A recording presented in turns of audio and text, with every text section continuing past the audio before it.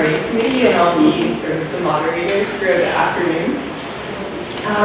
So I'll provide some background on the Scholarship and Activism Forum before remarks from our Dean of Humanities, Chris Jones.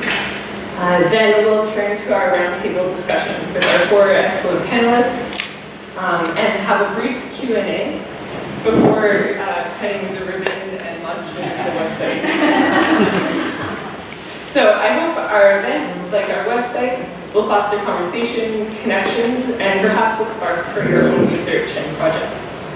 On behalf of the Landscapes of Injustice RA Committee, I'd like to acknowledge and respect the Salmons, Esquimalt, and the Saanich peoples on whose traditional territory the university stands, and whose historical relationships with the land continue to this day. The history of settler colonialism and dispossession is deeply entwined with the history that has brought us together for this project, and is part of, in my opinion, any conversation of social justice in Canada. So the Scholarship and Activism Forum is an initiative of the Landscapes of Injustice RA Committee. Landscapes of Injustice is a SSHRC-funded partnership project based at a UVic dedicated to recovering and grappling with the mass displacement and forced sale of Japanese Canadian-owned property in the 1940s. We believe that this was a collective moral failure that remains only partially addressed. Japanese Canadians lost their homes, farms, businesses, as well as personal, family, and communal possessions. Our collective is dedicated to recovering and grappling with this difficult past. The RA Committee is composed of students from over 7 research institutions who work in the various research clusters of this project. We meet monthly to foster cluster integration, provide feedback, and to develop this forum. And before going any further, I'd like to thank the History Undergraduate Society, THUGS, Landscapes of Injustice, the History Department, and the History Graduate Department for their generous support in making this event happen. So, a brief account of where this forum came from. It took seed at the 2015 Spring Institute. It was the first time the Landscapes of Injustice Collective had come together under one roof. That is, over 70 museum professionals, academics, scholars, community members, and students. People wanted to know what the project was about, and more importantly, what it was trying to do. In total, the room held vast experience of activism and activist scholarship. Japanese Canadian activists who had campaigned for and successfully achieved federal recognition and compensation of the wartime injustices in the 1980s, who had been part of the redress movement. There were those who had fought for the city of Vancouver to apologize for their role in the forced uprooting. And those who had achieved honorary degrees for the Japanese Canadian students who had been expelled from UBC in the 1940s. There were scholar activists who were in the midst of an incredible community-engaged project, the Right to Remain, Revitalizing New Pantown, who worked to reclaim and re-enlighten the human rights history of the downtown east side, the site of Vancouver's historic Japanese-Canadian enclave, to ensure that the rights of present-day inhabitants are prioritized amidst rapid social change and environmental change. And then there were students like me, with my own political convictions, quite passionate, but perhaps unsure of my relation to these broader conversations. Needless to say, there were a lot of opinions in the room. But it was because the project has obvious connections to present questions of politics and activism. The group had, after all, come together for these reasons. The memories of the forced uprooting, incarceration, dispossession, dispersal, and exile of Japanese Canadians are still politicized and deeply felt. And the topic continues to relate to hot-button political issues today. Then, it was the conservative government's Bill C-51 that threatened an encroachment on civil liberties in the name of national security. Questions arose of how are you defining the politics of the project? How do you view the project as being activist? How do academic freedom, community engagement, and activism relate to the project? It was with these questions in mind that the research assistants began to develop a forum to be the terrain for people to express the multiple views they may have on the topic. We hoped it would open the opportunity for those conversations to take place, for a diversity of perspectives to be expressed, and for scholarly and activist work to have an outside purview of the project. our community council wanted to push students to consider themselves too as activists. For this is an incredible lesson to take from the history of Japanese Canadians. And so a premise of the forum from the beginning was to provide an opportunity for students to reach out to a scholar or activist they admire to develop their own interests and approaches. As we launched the Scholarship and Activism Forum, I am thrilled that there is interest beyond our collective, and I think because such questions may be asked of much scholarship. But I've come to realize that it might be based on a false dichotomy, scholarship and activism. Is there such a chasm between those two topics, such a difference between those who hold official roles as academics and those who think and do important work, but outside an institutional context? When we think about scholarship on the ground, where is the ground? And are we that far away from the ground? In short, no. Scholar activists have been disseminating the knowledge of communities in struggle for years, for example, and much excellent scholarship is deeply indebted to activist thought. And isn't all scholarship political? And what do we mean by activism? Our interviews thus far, scholars and otherwise, have defined activism in incredibly different ways. Social media activism, interventions in public discourse, community-engaged research, an activist pedagogy, critical scholarship that calls attention to power relations in our institutions of higher education, even community dinners for healing. So now, moving forward, I see scholarship and activism as a provocation that prompts us to reconsider what our interventions look like and their limits. For though they have rich potential, scholarship and activism together, it's not always necessarily done well. I hope that through our discussions today and afterwards, we can foster an opportunity to share strategies, experience, and perspectives. So with that, I'll introduce our Chris Goto-Jones for opening remarks.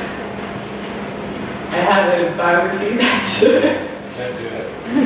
I don't think I have to. So, Dr. Goto-Jones was educated at Cambridge, Tokyo, and Oxford universities. He's currently our Dean of Humanities and a Professor of Philosophy at the University of Victoria. Previously, he was the inaugural Chair Professor of Comparative Philosophy and Political Thought at Leiden University, Professorial Research Associate at SOAS at the University of London, and a Senior Research Fellow at Oxford University. He was previously Professor of Modern Japan Studies and founding Dean of Leiden University College in The Hague. Dr. Goto-Jones is a VICI laureate of the Netherlands Organization for Scientific Research. He has published widely in the fields of Japanese, Asian, and comparative philosophy. So with that, thank you very much for coming.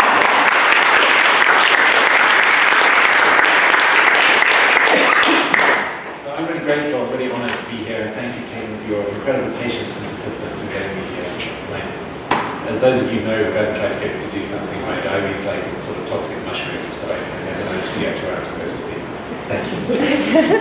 I'm particularly pleased to be here because that relationship between scholarship and activism is something that really speaks to me. It's one of the things that's important to me in my own work, and one of the reasons why I wanted to be a dean in the first place, and one of the reasons why I came here to UVic.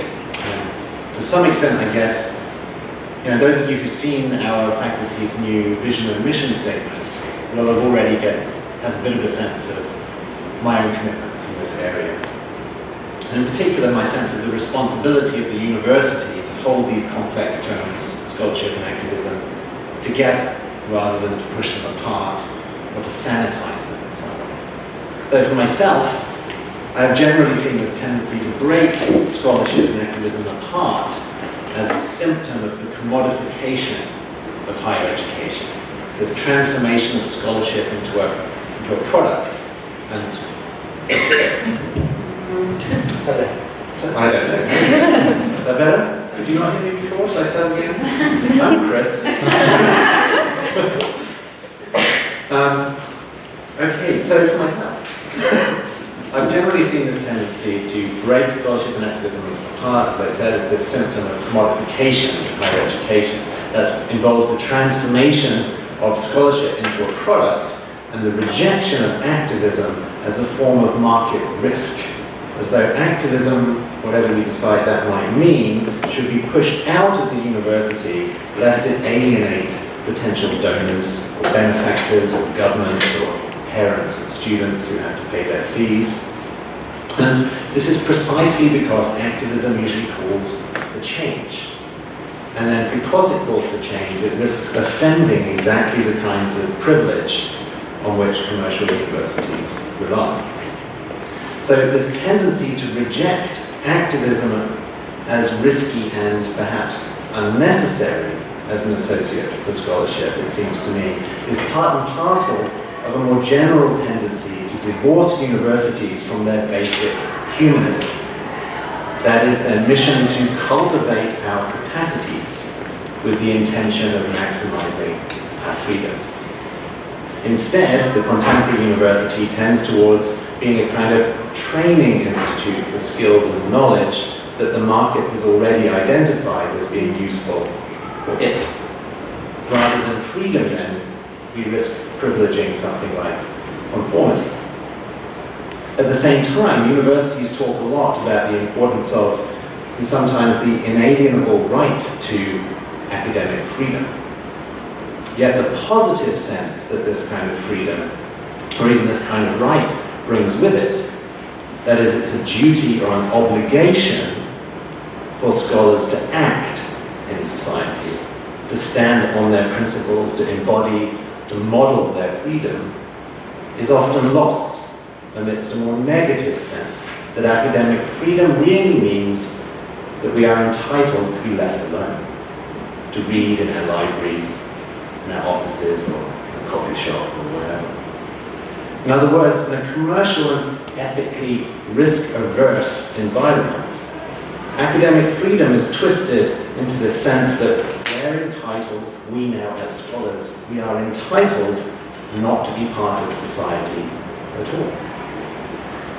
In such circumstances, the public rightly loses faith in the tenure system, for instance, which they actually pay for, of course, with their tax dollars, because it seems to confer privilege and indulgence into the academy, without bringing with it any social or moral obligations for scholarship that acts in the world. Of course, there have always been, and there will always be, scholars whose dream it is to be completely isolated in a distant tower somewhere, in which every wall is covered in snaking miles of books and bookshelves. But I think, to be fair, there's a kind of vicious circle in play. Many scholars in the humanities feel driven into retreat from society and into a kind of morose defensiveness about their work, precisely because of the increasingly market-driven values of the society around them, which not only devalues ethically driven work, but sometimes ridicules and denigrates it as contrary to the interests of the market itself. So, feeling ridiculed, these scholars retreat, and as they retreat, their activity in and influence in society diminishes. And thus they are increasingly seen as irrelevant or anachronistic or self-indulgent. In other words, scholarship fractured from activism shrinks from the world. And I'm reminded here of the powerfully evocative phrase from Rabindranath Tagore, the winner of the 1913 Nobel Prize for Literature. Some of you will have read him, who visited in 1917 the rapidly industrializing Japan and viewed the industrialization and marketization of education there at that time with despair. He perceived, and I quote, it's a beautiful quote in its tragic aspect, he perceived a gradual suicide through shrinkage of the soul occasioned by this transformation of the purpose and nature of higher education. A gradual suicide through shrinkage of the soul. And so this cycle of push and pull, rejection, retreat, continues until people like you, I think, have the courage to break out of it. The Landscapes of Injustice project and this Scholarship and Activism Forum are exactly the kinds of initiatives that universities should be promoting. I'm very proud to be able to offer whatever little support that humanities can provide from this university. For many of us active in universities today, some of these issues you're tackling in meetings like this and in forums like this are captured by a provocative question that the philosopher Martha Nussbaum once asked to my students in Leiden and in The Hague, where I worked in the previous life, as Caitlin explained to you. So I'll ask it of you now. Would you rather be rich or free? Now, I think my response was something sort of glib and silly. I probably quoted Woody Allen. It's better to be rich than poor, if only for financial reasons. And all other things being equal, of course, Woody Allen would be right. But the point of this question is precisely that it disallows the facile case that all other things are equal. The choice presented is not between rich and poor, but between wealth and freedom. It requires us to consider this complex relationship, to unpack it. These categories are neither commensurate nor equal. Wealth and freedom cannot be balanced on a scale. A little bit of wealth on one side, a little bit of freedom on the other. How much wealth balances how much freedom?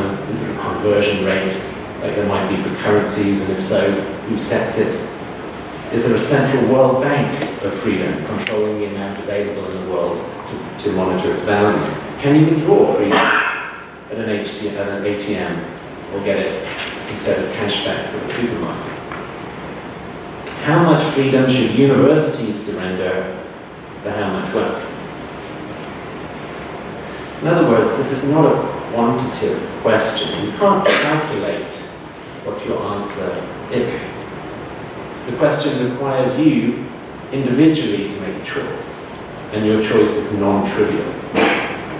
We have to take responsibility for whatever our choice might be. Our answers are about who we are. So who are you? And the point of this question is to highlight that scholarship is, or it can be, about not only but more than simply drilling, tooling, training, and technical skills that we're told by other people at least are valuable, but also, perhaps more fundamentally, about learning to live free, fulfilling lives, and cultivating the courage to do that, the courage to act in society, to embody this freedom, not merely to read about it in a distant tower surrounded by books.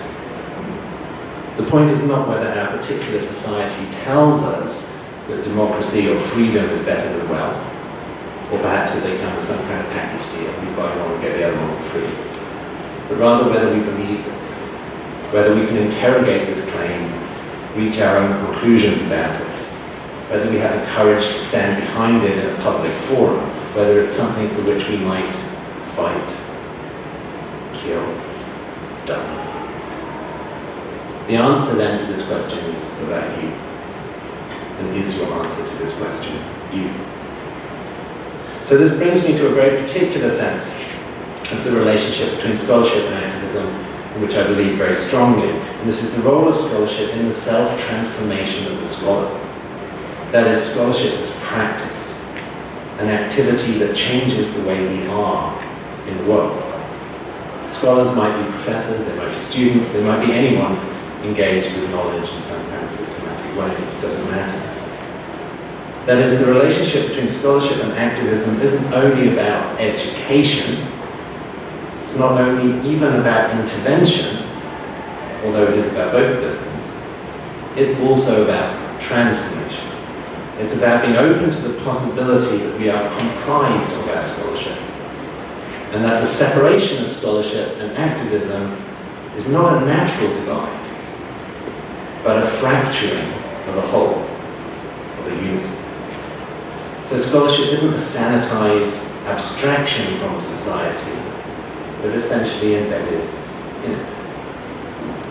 So for me, being a simple man, there are a few clearer statements of this than that by the wonderful Alan Alexander Milne. who is now known internationally as the author of Winnie the Pooh. Some of you will remember this charming exchange between Piglet and Pooh as they struggle to educate each other and learn to spell. I'll leave you with their wisdom. They're much wiser than you. Piglet. Piglet says, "How do you spell love?" Pooh. "You don't spell love. You feel it." And that, in the end, I think, perhaps in the beginning, is the kind of simple and courageous unity we're talking about when we talk about this relationship between scholarship and activism. Don't just spell it, feel it, and do it. Thank you.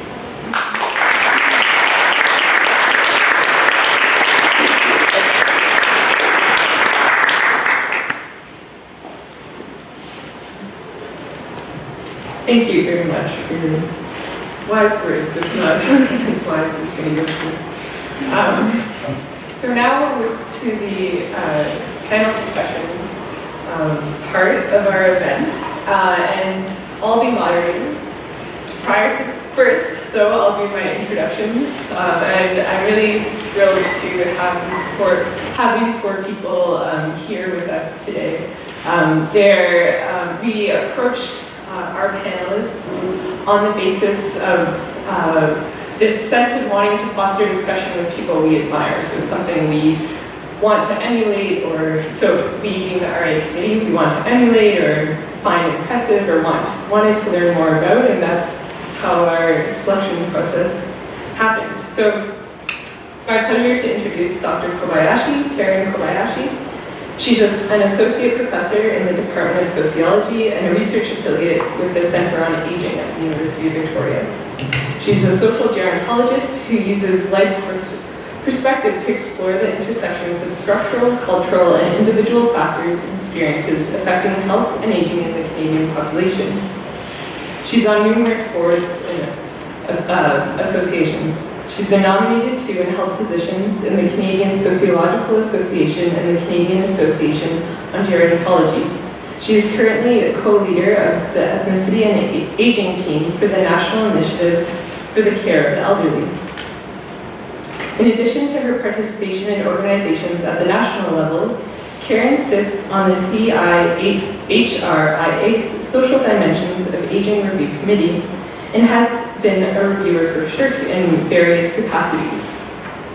She's also been involved with the NAJC, the National Association of Japanese Canadians, and sits as a director on the Victoria Nikkei Cultural Society board. Recently, with the Scholarship and Activism Forum, she discussed the relation between her research and her long-standing involvement with the Japanese Canadian activist organization Tinari Kumi. Dr. John Lutz, is the chair of our history department. He's an historian of settler Aboriginal relations in the Pacific Northwest and the recipient of numerous awards for his innovative research and dissemination. His most recent publication, Makak, A New History of Aboriginal White Relations, received the Canadian Historical Association Clio Award for Best Book in BC History. That was 2009. He's a champion of public and academic research endeavors and has led the development of the new public history stream in UVic's History MA program. Since 1998, he's led a community-engaged ethnohistory field school with the Stolen First Nation in Chilliwack, which has been a formative experience for most of those involved, from what I've heard. He's a lead organizer of the upcoming conference, First Nations, Land, and James Douglas, Indigenous and Treaty Rights in the Colonies of Vancouver and British Columbia, which takes place this weekend at the Sanghees Wellness Center in Victoria, if you're interested. Then on our far end of the panel, Dr. Janai Aragon is a political scientist and the director of Technology Integrated Learning at UVic. In her recent position as chair of the Academic Women's Caucus, she represented all women faculty and librarians at all equity, diversity, and human rights meetings. She's also sat on the Senate in the Learning and Technology Committee, and in 2010-2011 was the president of the Caucus for Women and Gender Justice for the Western Political Science Association. In addition to this, she served as the chair of the Gender and Politics section and Teaching Research and Professional Development section of Regional Political Science Associations. Her studies include the issues of gender and politics, American politics, and feminist political organizing. For the Scholarship and Activism Forum, we spoke with Janai just a few weeks after the American election for a fascinating conversation where suddenly the threat of academic watch lists was more real than we could have anticipated. And then finally, but by no way least, Dr. Georgia Sitara. She's taught in the UVic's History, Women's Studies, and Social Justice Studies departments for nearly 15 years, I believe. She is a particular inspiration for RAs on the Landscapes of Injustice project. She teaches feminist theories and methodologies, social movements, youth and politics, transnational feminism, and is currently teaching on race and ethnicity in Canadian history. And I have the pleasure of working with her in that context, and we'll be making podcasts as a step towards public history in an undergraduate course. So thank you all for coming.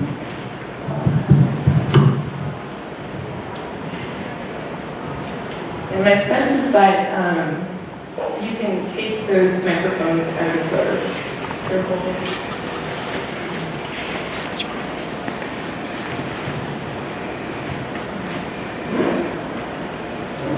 Should I stand?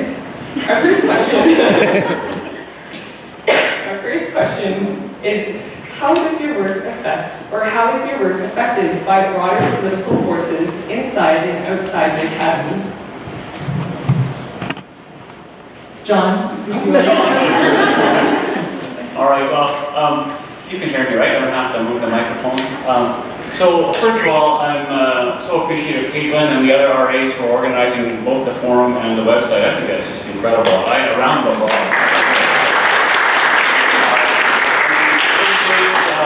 This is scholarly activism at its best. So I'm really honored to be here. And I look out in the room and I see a number of students, which is really cool. I see a number of friends and colleagues, many who are scholar activists, some with way more experience than me, some way more activists, some way better scholars. And so I guess we offer our own experience, but knowing that there's way more experience out there, and in some ways, better experience, more experience. So I'll start by saying, the question was kind of in what way does the larger society sort of shape our scholarship? And I want to first of all say that I was once a radical, and when I was asked to be on this panel, I thought, no, I'm not an activist. When I think of an activist, I think of somebody who's on the front lines of political demonstrations, social movements, and that kind of thing. And that's not me. But it was me over time. I thought I would bring some evidence of that. So I was going to wear this today, but I decided this is more of a serious occasion. But this is from the Toronto Marxist Institute, and the caption says, rumors of my death are greatly exaggerated. And this was part of my uniform in my youth. And I had the full Karl Marx beard back in the 70s, and the ponytail. And as the maid Lyde, who was in the front seat, will recall, I was editor of the Martlet and president of the Graduate Student Society, and was right there with the other anarchists and communists and free thinkers on campus. And I left that kind of world. And I left that kind of world at exactly the age of some of you who are students here, because I felt to be a real activist, to be kind of right there on the front lines, to be a zealot, as it were. You had to see the world in very simple terms. And what I was learning in my university courses, my history classes and sociology classes and political science classes, is the world was a way more complex place than the kind of local Marxists, the local anarchists, and others would have us believe. And so while I've always admired those folks who are on the front line of social movements, who are way out there and kind of pushing the boundaries and opening up limits of discussion and challenging us to push outside, I won't say I retreated to academia, but I found academia a much more comfortable place for me, where I could see the world in multiple dimensions and multiple layers. And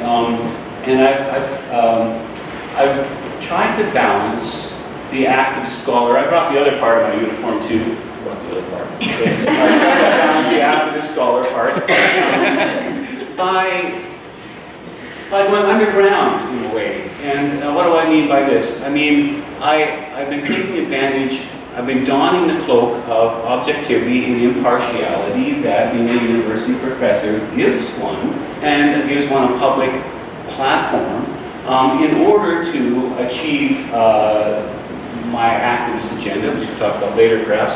But it's a fine balance one walks when one takes that position, as I do, which is one can't appear to be too much of a partisan on given issues for fear of sacrificing the authority that one carries as an objective and professorial scholar. I think I'm looking at Caitlin, and she's saying that's about enough for John to start with. And I just say, I think reflecting on the question that I was actually originally asked, so I've, in a sense, used my scholarship as a cloak of invisibility for my activism, and I'll talk a little bit more later. Thank you, John. Could I ask you now?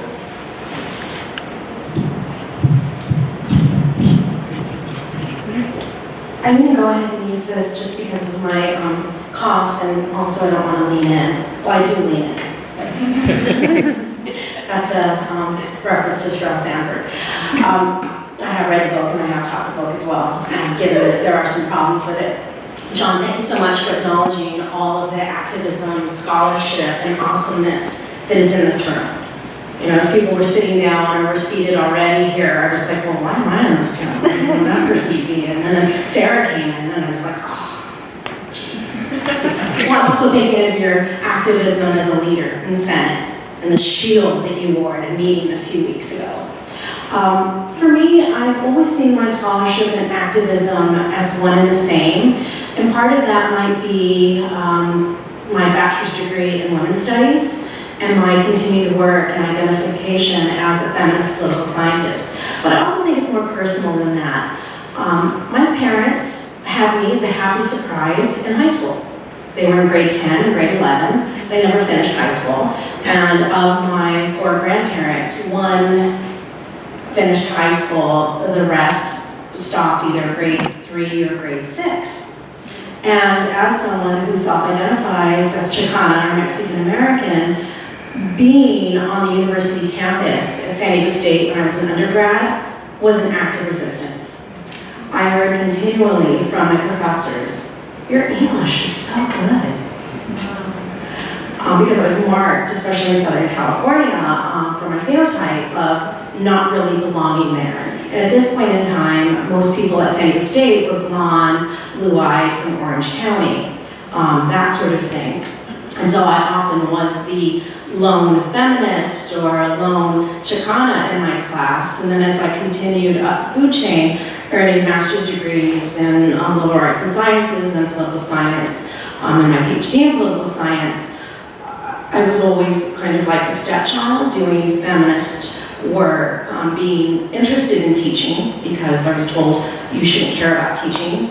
You're not here getting your PhD to teach. And so I've always seen scholarship and activism as being combined because my presence or the sort of work that I'm interested or the students that seem to make their way to me also sense somehow that I am like them, either by class, ethnic, racial background, or frankly being an American in Canada. Although there's lots of us here on this campus as well. Also, John, when you were making your comments about objectivity, the first thing that I thought is I'm only objective when I'm marking. Besides that, I feel that my role here is not to be neutral. And so one of the things that I've witnessed in the last year, I've had a green bean thrown at me at a talk. Trust me, UVic Communications and Marketing was quite clear. Why didn't you let us know about this? It was at a high school.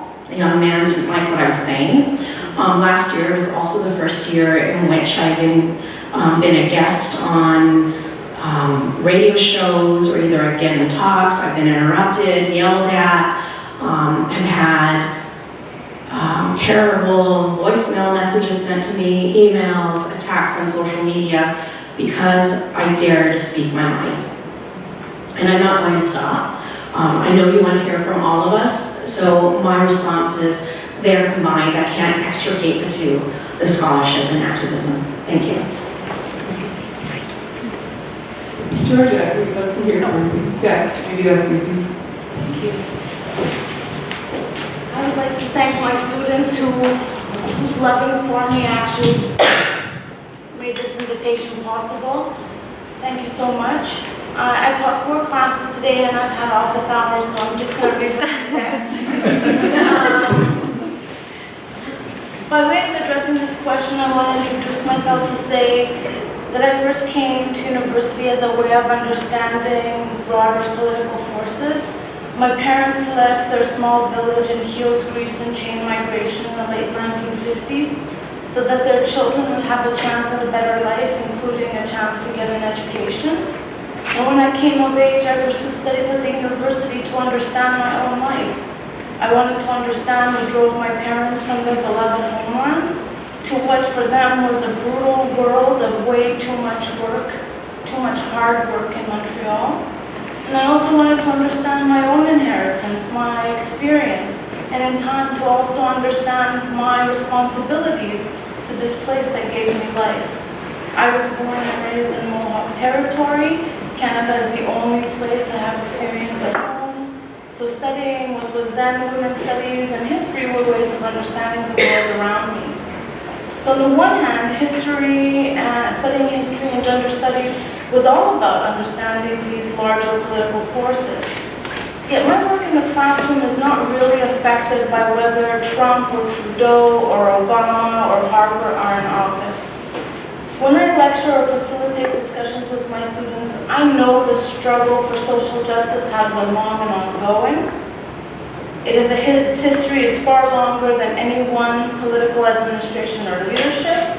So while I do bring current events into the classroom as a historian, I am preoccupied and always take a long view of history. History is not the past. It is the context that we are functioning in. It is our background. It gives meaning to everything around us. It tells us how things have come to be, what they are. History is hidden in plain sight. My work is about unveiling and revealing to my students what has been hidden, including by the education system. Once we understand how something or everything came to be made, how it came to be made, the human actors behind the decisions, how those decisions change or get reinterpreted over time, the larger forces that created, informed, and shaped the things like institutions, policies, ideas, or practices that we take for granted today, or what we see as natural, inevitable, or even as acts of God, when we come to see how everything around us has been made, we know we cannot make them. We know we can make them anew. We can make things so much better. It is in our power to create something socially just and humane in their place. Thank you, Georgia. And Karen. Okay, so I guess where I was going with that first question, I only asked that because I do have scripted a little bit, but I do want to talk about this. I think what we're going for right now, or what we've been talking about, is the relationship between scholarship and activism. So I think that as a sociologist, my research, my scholarship, everything that I do, my research, my teaching, my service work is inherently activist. It is inherently public. It is community-based and not, I would say, professional in nature, particularly in the last decade of my career. I subscribe very highly to the saying, nothing about us without us. And this is, of course, comes from the disability literature. It comes from, but I am a social gerontologist. So this particular saying, this statement, resonates with me in all that I do. as an academic, as a citizen. And I work very closely with the Alzheimer's Society in Canada. I work very closely with the Canadian Institutes of Health Research. And these are very interdisciplinary organizations, funding organizations, both of them. I was going to talk about this with regards to the first question around the political forces piece, because I think it's important. You mentioned in my bio that I sit on review committees, and I chair a committee, in particular, the Institute on Aging, the Social Dimensions of Aging Committee, which is an interdisciplinary or transdisciplinary committee of scholars with research interests and experience in population aging. So you would think that such an interdisciplinary committee would be open to new and innovative and creative ways of doing scholarship. And this is when I talk about how research is inherently activist.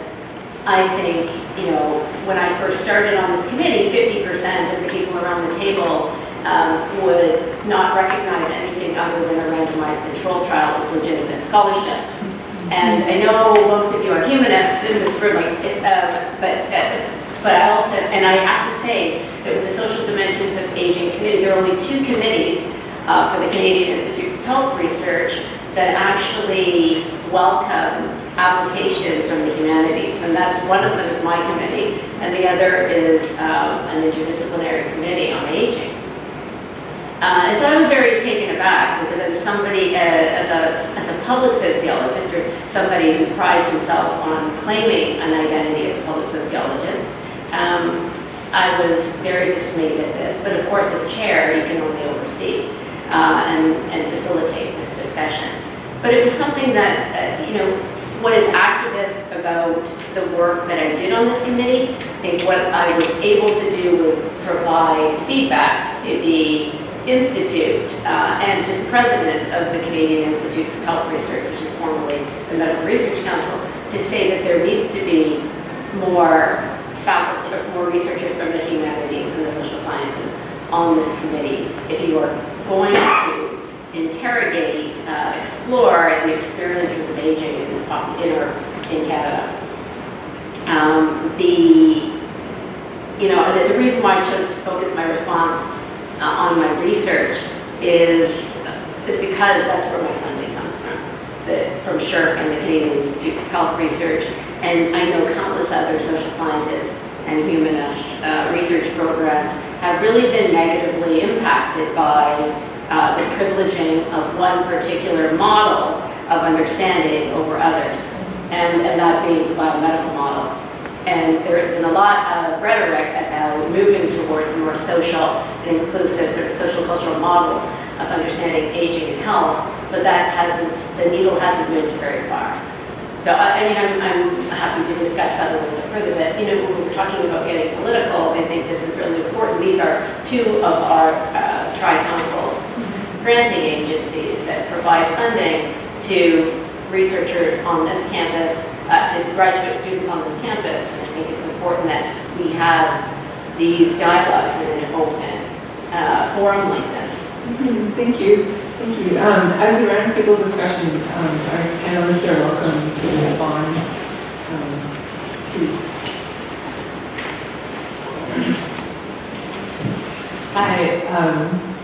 I'm struck by a commonality in our first 3 speakers, that their work, to the question of how is their work affected by broader forces, it seems like the broader forces drove them into the academy to understand further in some way. Our next question is, what role does scholarship have in promoting a just society? And I think this is questions, I think about it in limits too. What can, what should, those sorts of questions. I wonder, Georgia, would you? I wanted to start off by saying that I thought that there was nothing intrinsic about knowledge or knowledge production that inherently leads to social justice or in promoting a just society. I think that if there is scholarship that is committed to social change, it's a political and ethical decision position that's taken by a scholar and a writer to use their power in knowledge production that can transform what we know, how we think, and what we imagine to be possible. And I only felt like I should say that because there's so much knowledge out there that actually compounds the problems, that reinforces dominant relations. I say here that I think of scholarship as story. Stories explain the world, they tell us who we are, how we got here, they transmit values and ideas. And as Thomas King writes in The Truth About Stories, stories are all that we are. They tell us about the world. They reflect the world as well as make the world in that telling. And I think in that way, scholarship has everything to do with promoting a just society. So some ways that I think, a short list, scholarship can tell us about lived experience. It can tell us about the lived experience of people who have suffered injustice and oppression. Scholarship can add their stories to our knowledge and perspectives. By doing so, scholarship can fundamentally challenge and change our knowledge and perspectives. Scholarship can center lesser known perspectives of the least powerful people in our society. By taking these perspectives into account, familiar stories or things can be conceived of in new and unfamiliar ways. By taking these stories into account, we can transform the world. And in that way, I think scholarship can help us move forward in a good way. Thank you. I think I want this one. One of the things that I was thinking of when Georgia first responded was the political act it can be putting a course syllabus together in terms of the readings, possibly books, sorts of assignments that one requires from their students. Because, this is perhaps outside of the large survey course at first year. And so you might be able to do this more so in the third and fourth year course, and how important it is to convey to students that there's more than the traditional canon within philosophy or a subfield within political science, for instance. My years as both the sessional between poli-sci and then women's studies, and then my tenure as a assistant teaching professor for political science and teaching 8 courses, I taught the bulk of the feminist or gender courses, and that was really my role in the department at that point in time, was to demonstrate to the students the wide breadth of what constitutes political science. Not that Matt James or Abigail Eisenberg weren't doing something similar with their particular type of political science. The sort of political science that I was trained in as a master's student and graduate student was very quantitative. What was the N, chi-square, all sorts of other things, even though I am not that sort of political scientist today. So I do think that putting a course together, or the sort of research one conducts, or the boards, or reviewing articles for a particular journal. We're also busy. There's only so many hours in the day, but sometimes we say yes to things because we think this voice or our area of expertise needs to be represented on this board within this array of reviewers with this particular journal. So hopefully that was somewhat coherent.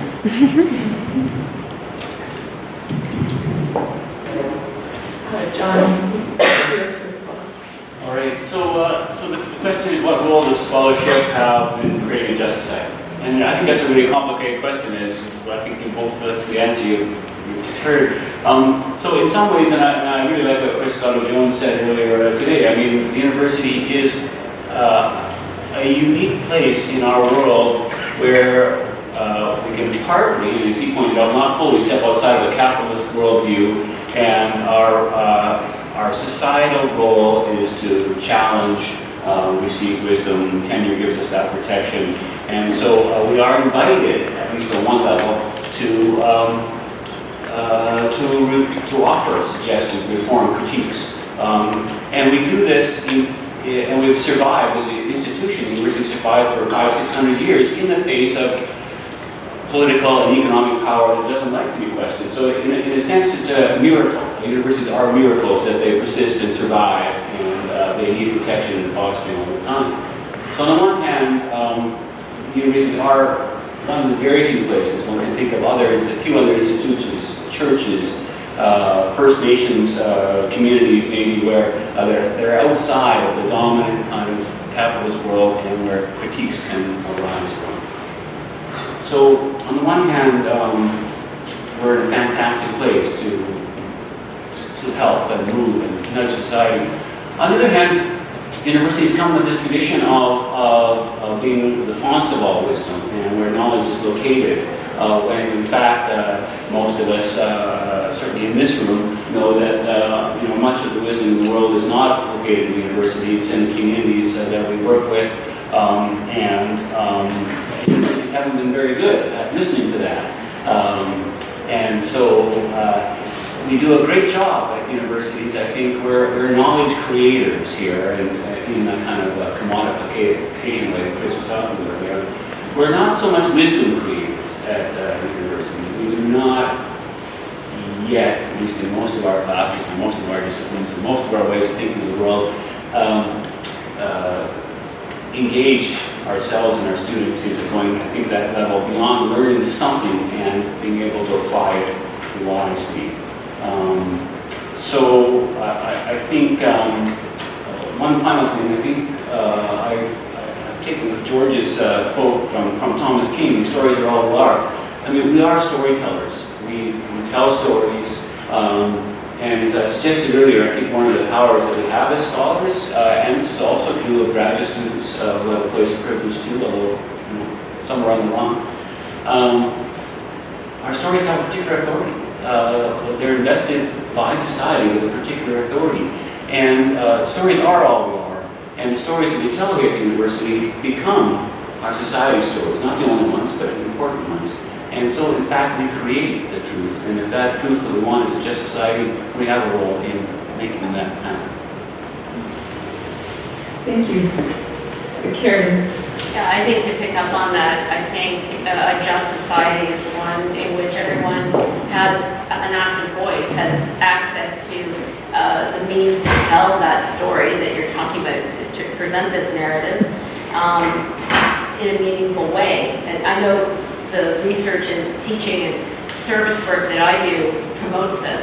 And I work with people in communities I would like to think affects change at the social and the political levels.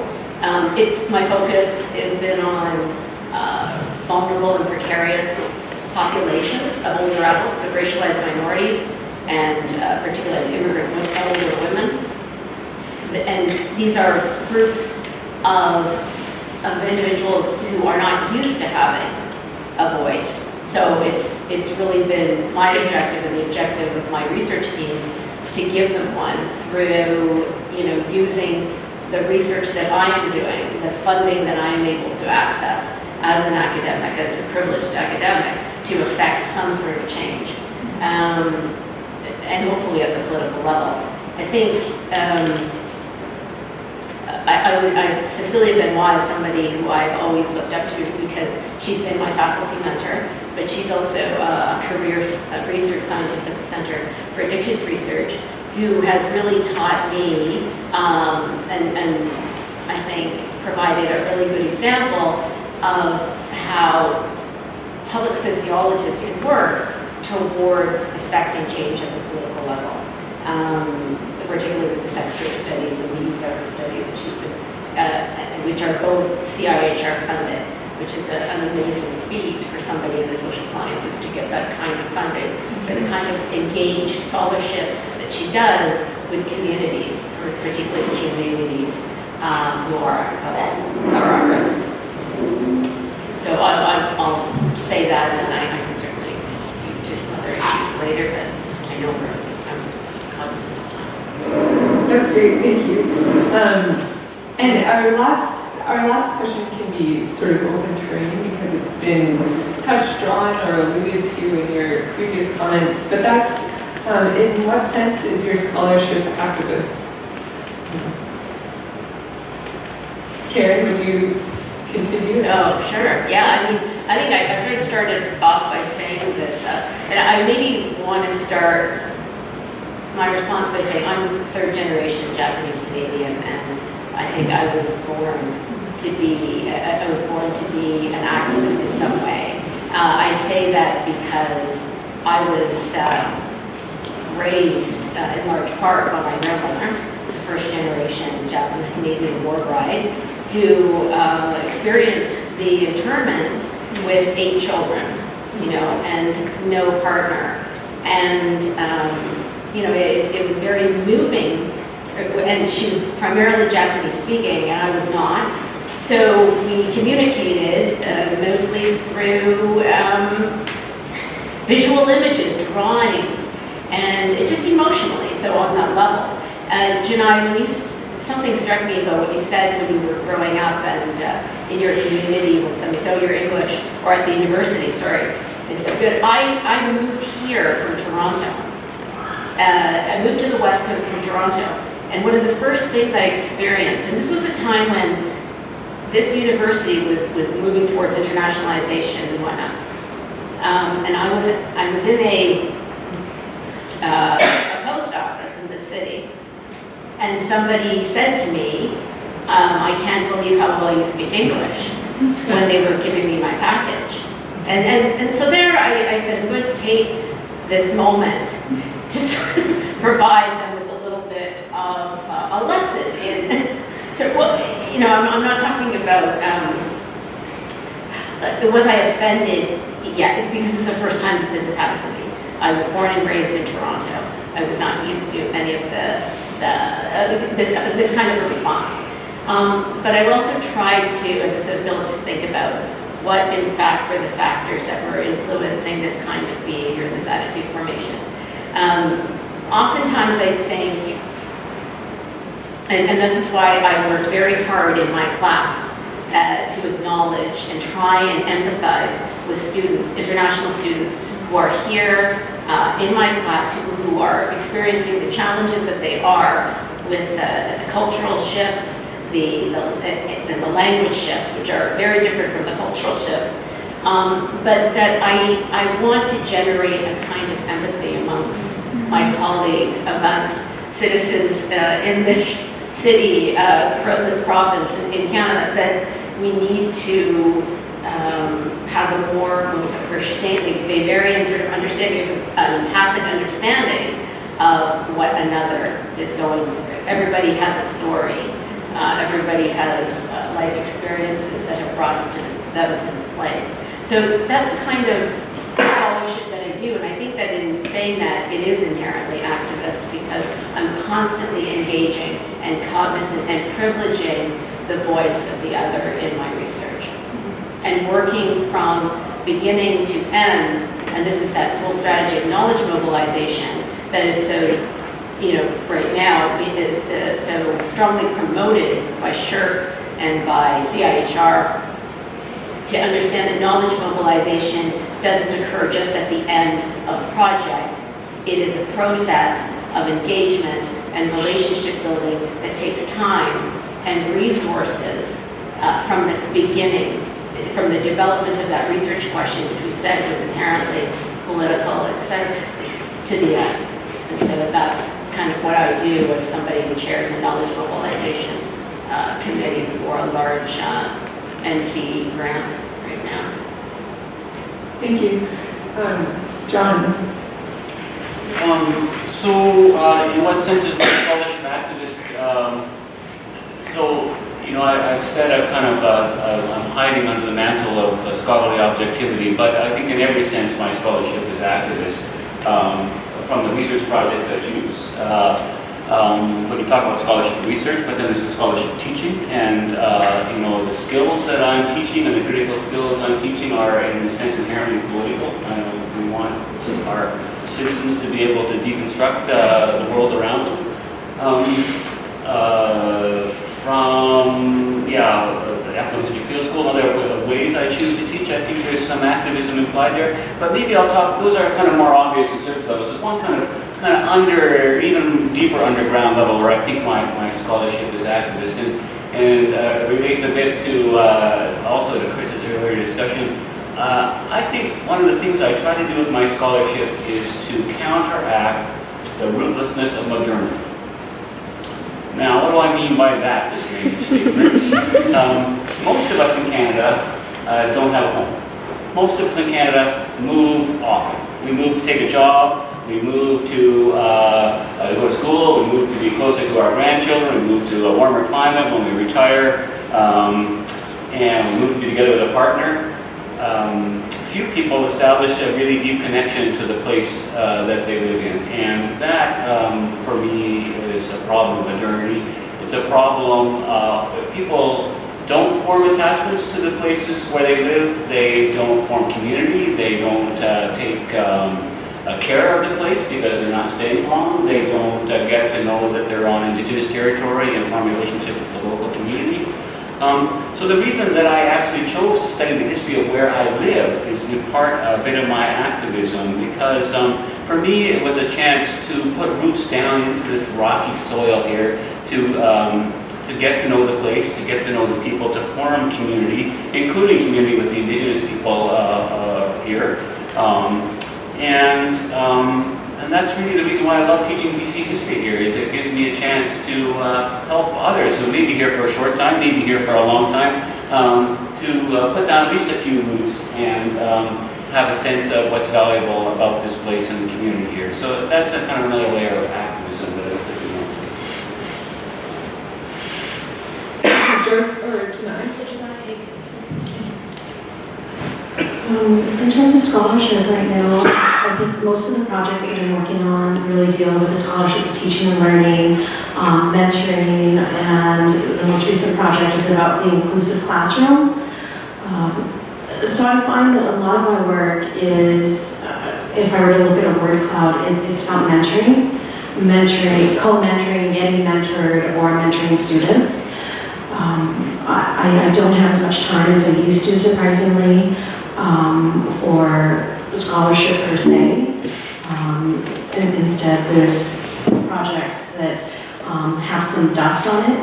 The inclusive classroom is a more recent one, but the big backdrop of my life is mentoring others, and of course, peer mentoring, getting mentored as well. I actually have a really long answer to this, so if you can start including it, I'll stop. So I chose to answer this question in what sense is my teaching activist, because that's what I've spent my time doing. All my energy goes into the teaching. So I know that my students are the leaders of the future. They will go on, they have gone on to run their own classrooms and to write books. They are teachers, lawyers, social workers, artists, writers, policymakers, civil servants, social service providers. And in addition to their work, they're members of communities and citizens of the world. What they know, how they think, the toolkits that they develop in the classrooms that we share will shape the work that they do in the world. So in my teaching, I bring all the years of reading and the best of my accumulated knowledge to my students.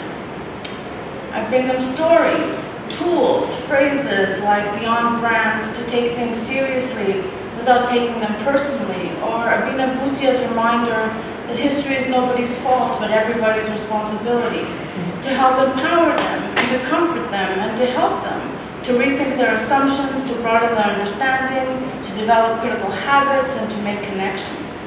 I ask students what they know and how they come to know it. I ask them to consider and to take into account their investment in ideas, and to consider the political and social consequences of having those ideas. I remind students that social problems and issues do not exist outside of ourselves, but the issues are in us.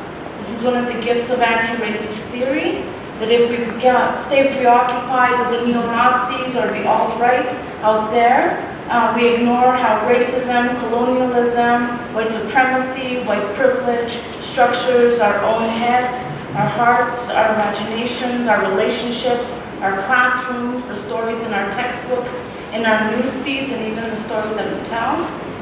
I remind my students that what they think and what they do will make a difference. No matter what we do, even when we do nothing at all, we are still doing something.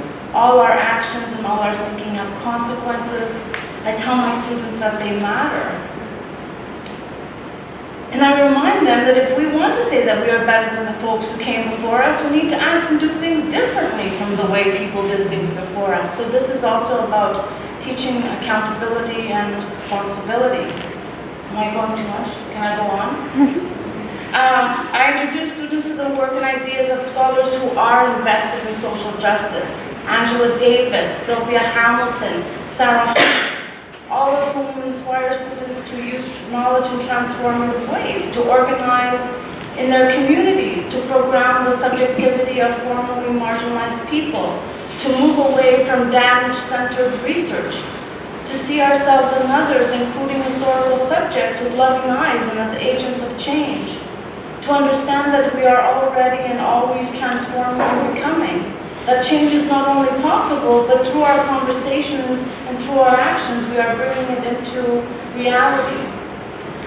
One of the most important things that I teach in my classes is about age as a category of inquiry and of experience. In all the years that I've been teaching, I continue to advocate for the rights of children and youth in my classes. I encourage students to listen to children and youth and to listen and take seriously what children and youth have to say about their lives and their experience. I encourage students to respect children and youth. Will can attest to that. We live in a society that assumes adults always know better. We live in a society that demands children and youth respect adults without mutuality or reciprocity. And changing how we see each other and treat each other can change the world. I ask my students to take care of each other. We are all one, I tell them. In a context in which there is a lot of competition, love for ourselves and for one another are acts of resistance. I encourage students to seek out win-win solutions. I remind them that we don't need to live in a starvation economics. There is enough for all of us. I'm almost done, I promise.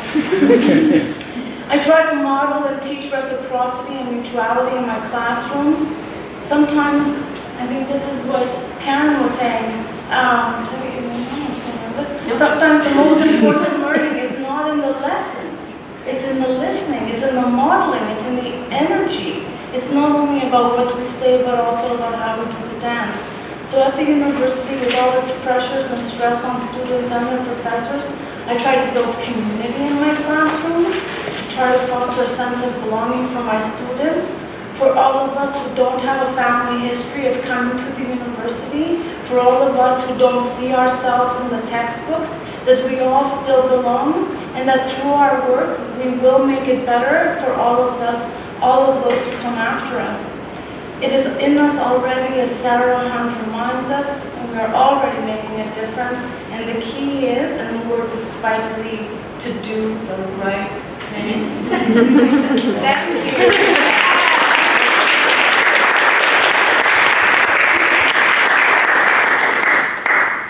Thank you. Thank you, all of you. Thank you, Georgia, for those inspiring comments.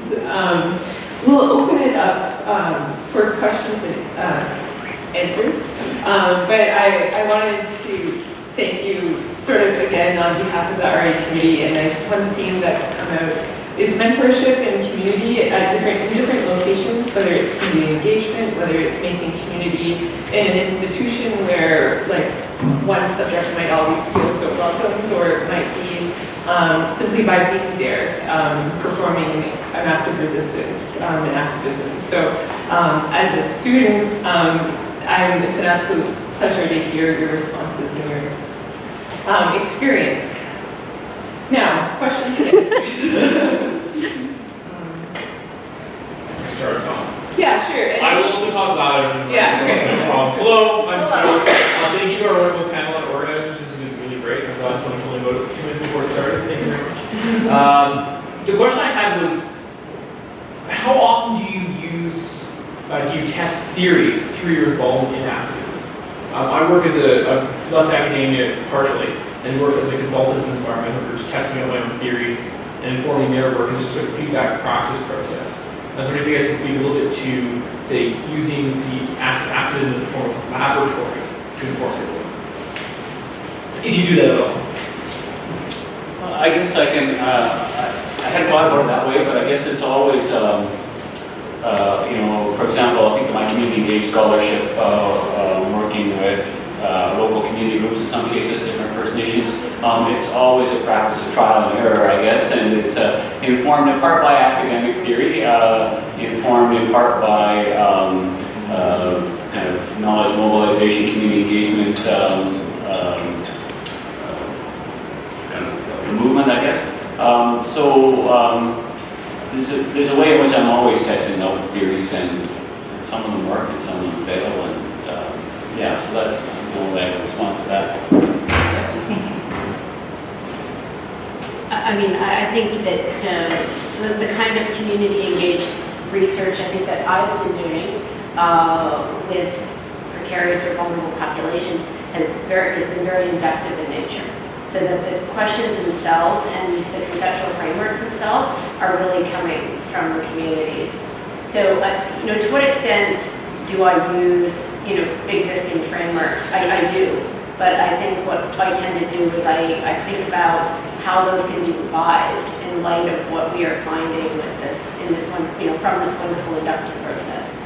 So it actually, when we talk about that wheel of science, induction to deduction, it's actually working that way.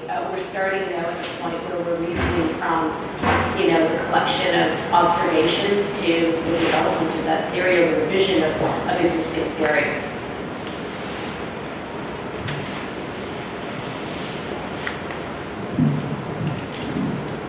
I'm just thinking of my work with the Intercultural Association. I'm a mentor.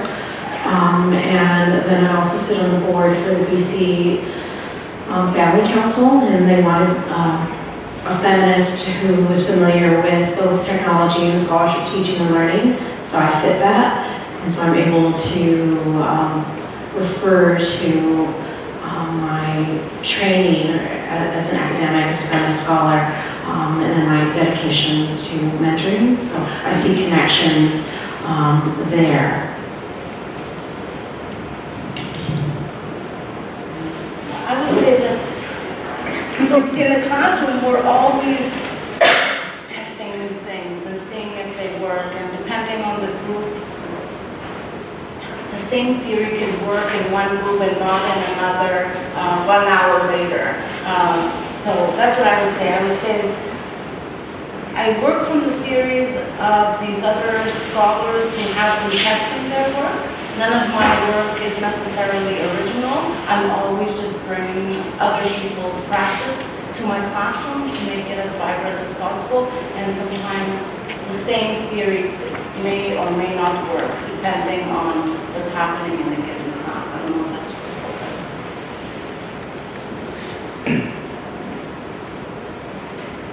In the back?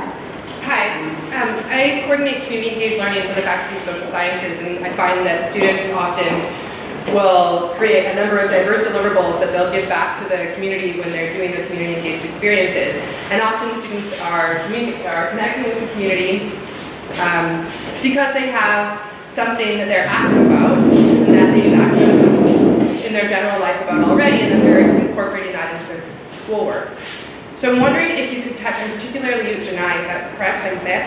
If you could talk about how you encourage the students to use different deliverable tools for their activism through their coursework, particularly when they're working with community, and in your case, Janai, around the use of social media and what have you.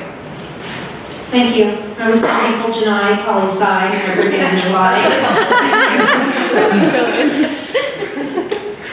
This term, I'm teaching for Technology Society, the Technologies of the Future course, and my students are working with the Royal BC Museum and the Greater Victoria Public Library.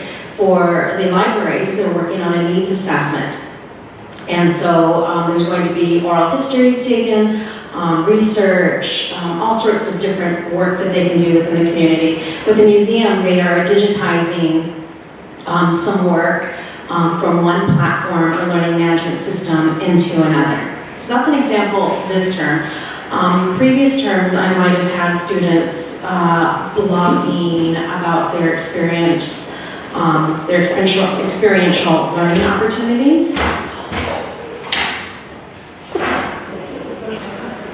I think they might have come to the wrong event. That happens, Anyway, There might be opportunities for students to work with Ladies Learning Code, Lighthouse Labs, perhaps a local elementary school, that sort of thing. And so the major research project could be a website in which they document it, a traditional paper. Some have done YouTube videos and a paper. It just depends on the course. I try to mix it up. I tend to have repeaters, that is students who follow me from political science to technology and society courses. And I'm in my 19th year of teaching, and I know there's lots of other colleagues here who are, in their 20th, 25th, perhaps 30th year of teaching. After about a decade, you really want to move away from just a standard paper. And I know our students do too. They do fabulous work in all sorts of creative, different ways. It's just a matter of demonstrating to your chair or perhaps dean that the deliverable is indeed something that is scholarly.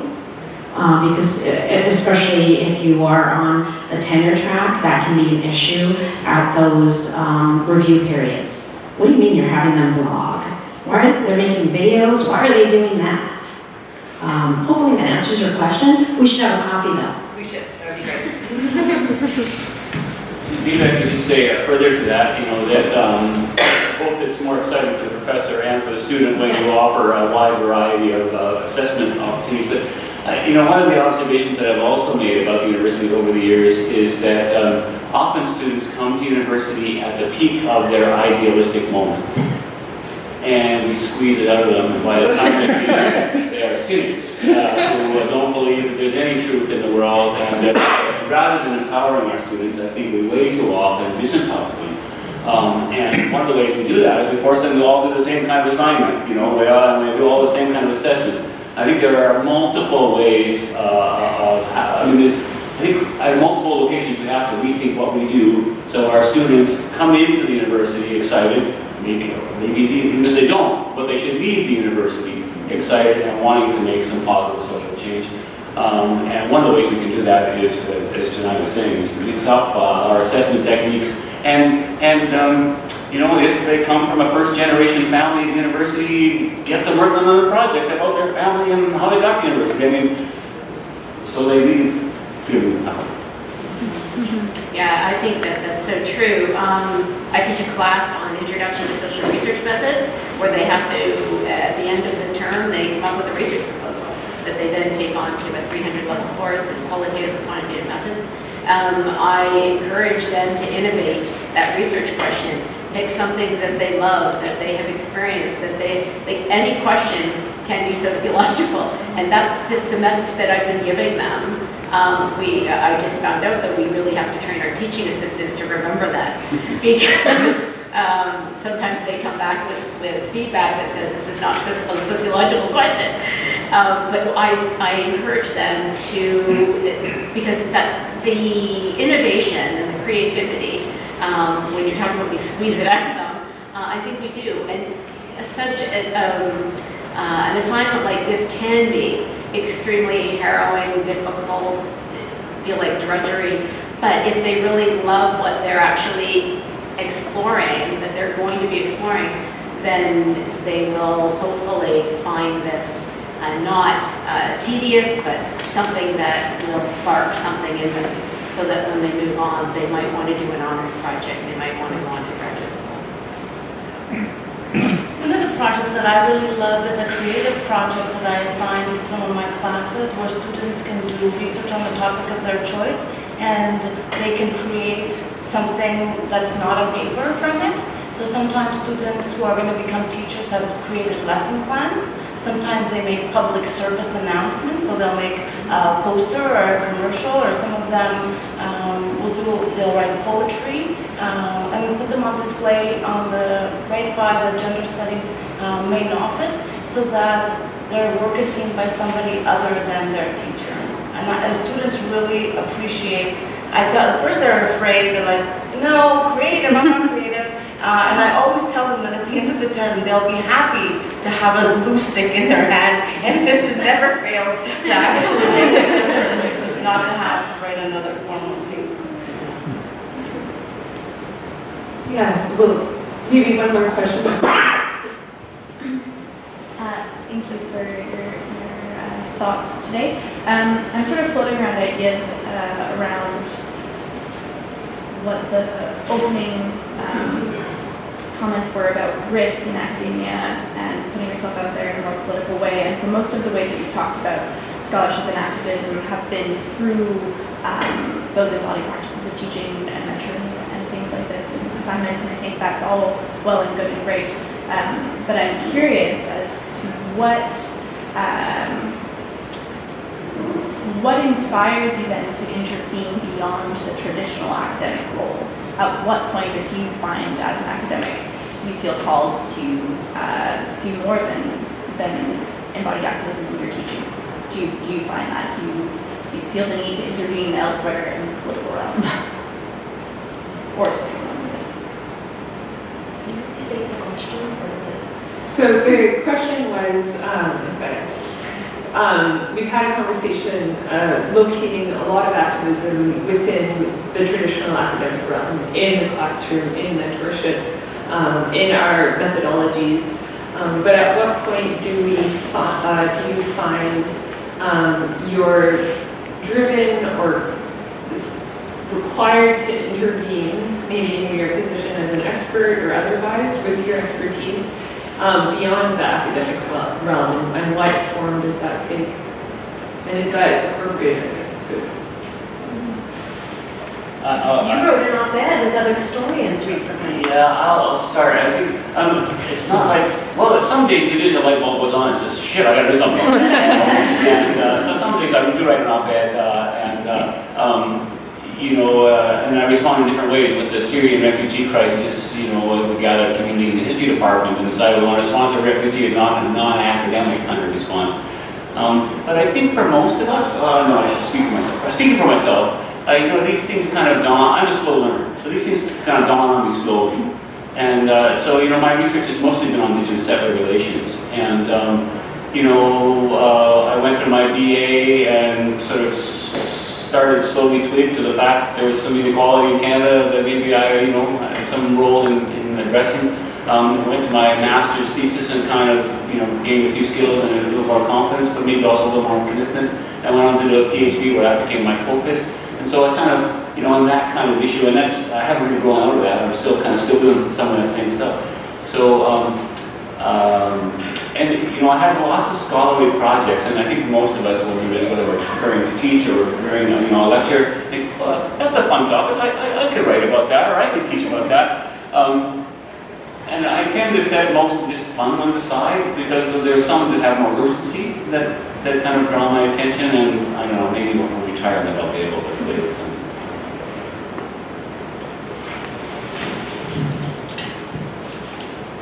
I think it's important to get out of the ring, be it with the op-ed, blogging for Inside Higher Education, or public talks in the community, be it, I'm trying to think, the Royal Oak neighborhood round talks, talking at active senior citizen homes, or elementary schools, that sort of thing, or going to events like the Solidarity March for the March on Women.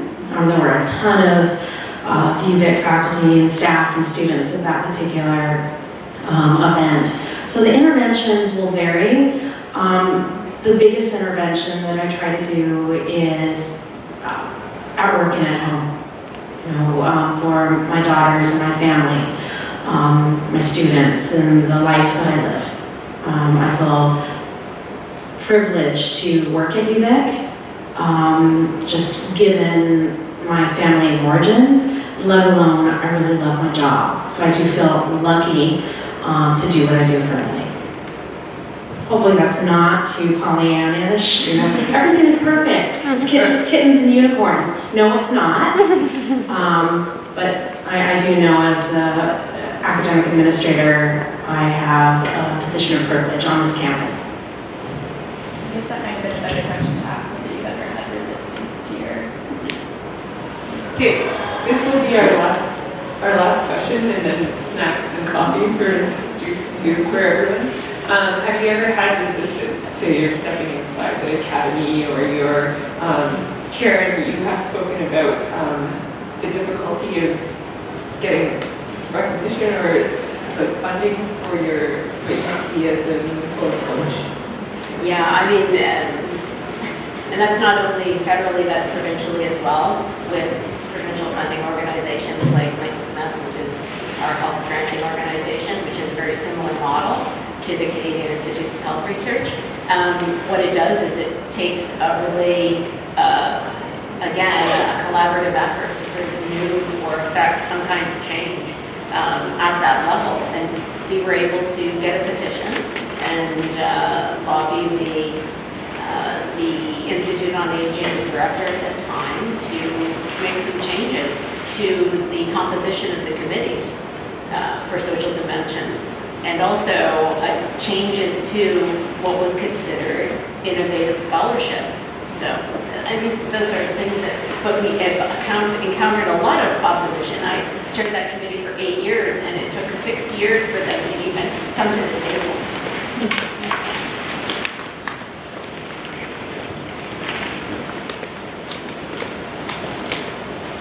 I would say students always resist the learning. We just have to be patient with them. So there's always resistance, it's part of the work.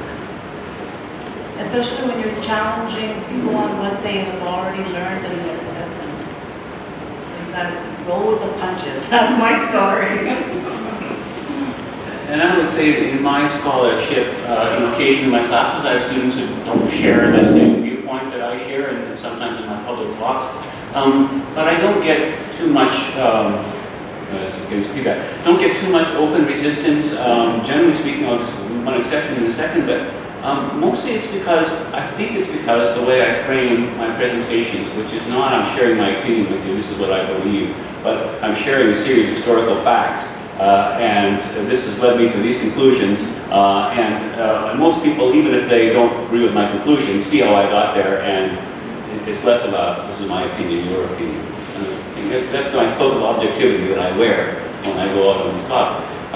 But I have to say, in this new world of the Trump presidency, that just for the first time ever, we're putting on a public talk for Idea Fest on angry populism, and we're starting to get emails and feedback from students, in this case, who think this is propaganda, what I'm presenting is propaganda. So I think I do feel, actually, that we're shifting into a new era that's not comfortable and, yeah, maybe not pleasant. I want to add to that because it was after the election in which, for the first time ever, I had to drop a former student on Facebook because of the terrible things that he was saying about me for supporting Hillary Clinton. And, you know, this was my Professor Aragon Facebook account. And thankfully he's not a donor because I didn't hear from campus, because I have before when the former student has been a donor. Which is a different story.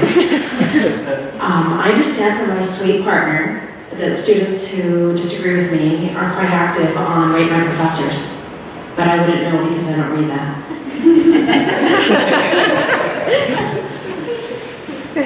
Well, with that, I think we'll wrap up. And thank you, maybe a round of applause for our panelists.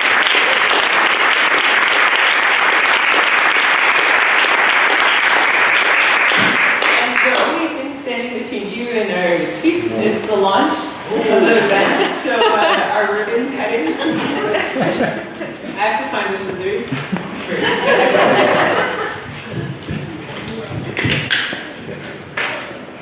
So remind us what you're launching.